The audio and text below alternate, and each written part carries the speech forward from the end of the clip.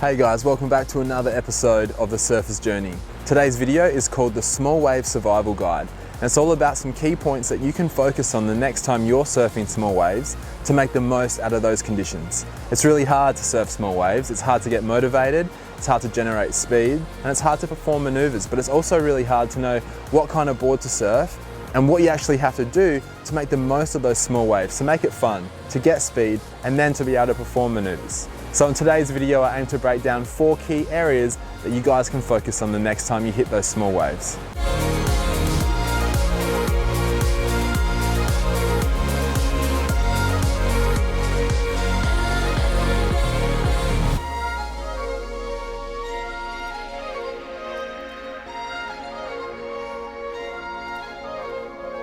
The surfboard that you ride when you surf small waves will play a massive part in what you can actually do on those waves. For example, if you're surfing a board that doesn't have enough volume for those small waves, has too much rocker, is too thin and too high performance, you're gonna really struggle. So what we want are boards that have more volume, that are flatter, a little bit thicker, that are gonna help give us more speed and get over those flat sections that small waves generally offer. In addition to all those things, these boards are really easy to paddle. You don't have to struggle like you would if you're on your high performance shortboard.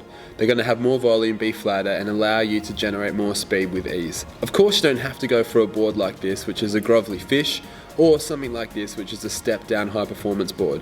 If you wanted to, you could surf any board you like. Long boards, mid-lengths, are also very fun in these kind of conditions.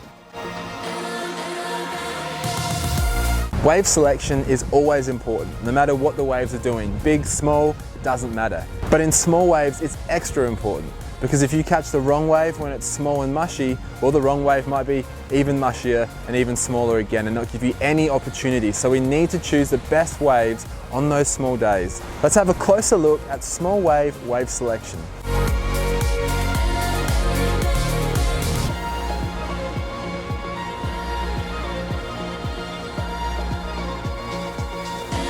Even on small average days, there are still going to be some good waves available out in the lineup. We want to make sure that we're on those best waves. So we have to know what to look for. Well, what we're looking for is a wave that gives us opportunities to perform maneuvers and to get speed.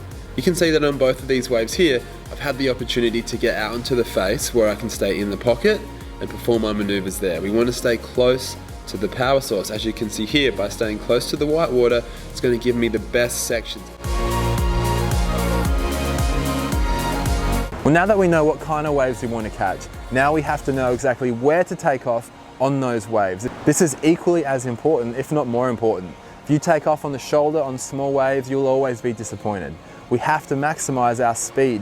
We have to maximize that wave's power. There's not that much. So we need to take off on the right spot that will give us the most power and speed to get us into that wave. And from that point on, it's about controlling that speed. Let's have a closer look at where you want to take off on small waves. There are 3 options when it comes to taking off, and the first one is taking off on the peak of the wave. By taking off on the peak, you're going to be in position to perform the most critical maneuvers that you can straight away, because you're going to be in the pocket. But imagine here, if I took off where I am now, I'd be taking off behind the peak where that white water is. Now this is also another option. It's a little bit more advanced, but again, if you've got the ability to get around that section, it's going to put you straight into the pocket. Our third option, of course, is to take off on the shoulder, and that is our least desirable option.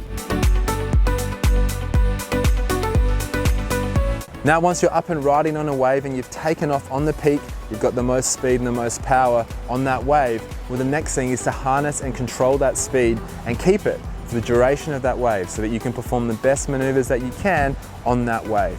Now the key here is to surf in the pocket. On any wave, the power source is close to the pocket where the white water is and where the waves break, and we want to stay there for maximum speed and maximum power. On small waves, we have to really stay close because we don't have any speed out on the shoulder. There's nothing there for us. So we need to stay there in the pocket. Let's break down exactly what you need to do, what kind of maneuvers you can perform to stay in the pocket and therefore hopefully do your best surfing on small waves.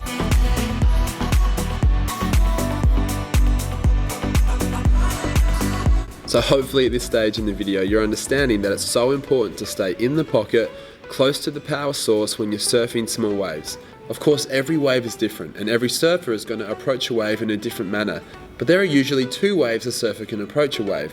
One is to be lateral in their approach, going down the line and performing maneuvers like carves and cutbacks in a lateral fashion. Another way would be approaching a wave in a vertical fashion, more top to bottom, staying close to the pocket in a vertical way. Either is fine, make sure you stay closer to the pocket. You can surf a multitude of different boards in small waves and still have a great time. You can perform a whole range of maneuvers or no maneuvers at all.